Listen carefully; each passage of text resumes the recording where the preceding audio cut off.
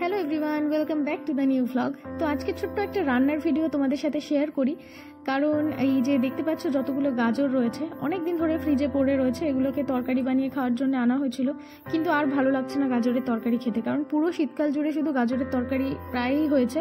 তো এগুলো অনেক দিন ধরে পড়ে রয়েছে, তাই ভাবলাম চলো এগুলো দিয়ে আজকে একটু গাজরের হালুয়া বানানো যাক। আর আমি আজকে প্রথম হালুয়া বানাবো, সেই জন্যই তোমাদের সাথে শেয়ার করা। আমি খুব এক্সপার্ট নই রান্নায়, তবে আমি ভালোবাসি রান্না করতে, মাঝে মাঝে আমার ভালো লাগে এইসব নতুন নতুন কিছু জিনিস ট্রাই করতে। তো দেখো, প্রথমেই আমি গাজরগুলো ধুয়ে পরিষ্কার করে নিয়েছি, ওপরটা একটু চেঁচে নিয়েছি, তারপর এই যে একদম এই গ্রেটারটা দিয়ে গ্রেট করা শুরু করে দিয়েছি। অ্যাকচুয়ালি এর থেকে বড় গ্রেটার আর নেই আমার কাছে, তো সেই জন্য এটা দিয়ে কাজ চালাতে হচ্ছে। তো হাতের অবস্থা পুরো শেষ হয়ে গেছে এতগুলো গাজর গ্রেট করতে, খুব হাত ব্যথা হয়ে গেছিলো। তো যাই হোক, চলো আস্তে আস্তে সমস্ত গাজরগুলো গ্রেট করা হয়ে গেছে। আর এদিকটায় কিছু কাজু বাদাম আমি একটু ভেঙে নিয়েছি, কারণ গোটা গোটা না আমার একদম ভালো লাগে না। আর এইখানটায় এই যে সুগার লাইটের এই চিনিটা ইউজ করব। তো দুধ জ্বালানো হয়ে গেছে, আর চলো এবার রান্নাটা শুরু করা যায়। প্রথমেই কড়াইতে দিয়ে দিলাম ঘি, একদম ঘিটা দিয়েছি একদম ডিরেক্ট কৌটো থেকে ঢেলে, দেখতেই পাচ্ছ। তো যাই হোক, ঘিটা দেওয়ার পরে চলো, ঘিটা গরম হয়ে গেছে। তো গরম ঘিটা কড়াইতে একটু ছড়িয়ে নিয়ে গ্রেট করা গাজরগুলো দিয়ে দিচ্ছি। তো গ্রেট করা গাজরগুলো দিয়ে ভালো করে একটুখানি নাড়াচাড়া করে নিয়ে একটু ভেজে ভেজে নেব, তারপর বাকি জিনিসগুলো আমরা অ্যাড করছি।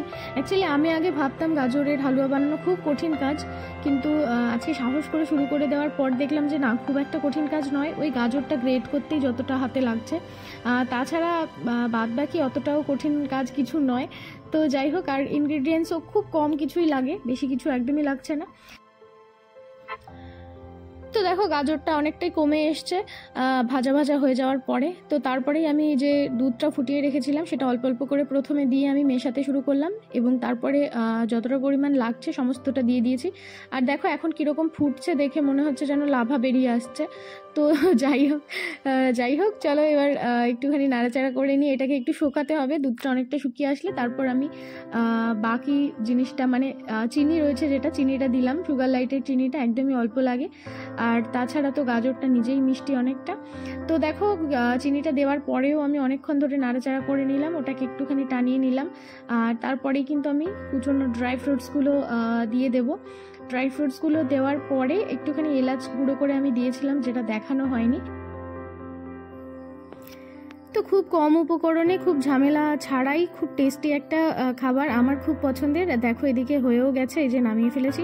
আর সাইডে একটু ঝোল ঝোল যেটা দেখছো ওটা আমার খুব ভালো লাগে, সেই জন্য ওইটুকু আমি রেখেছি। তো তোমাদের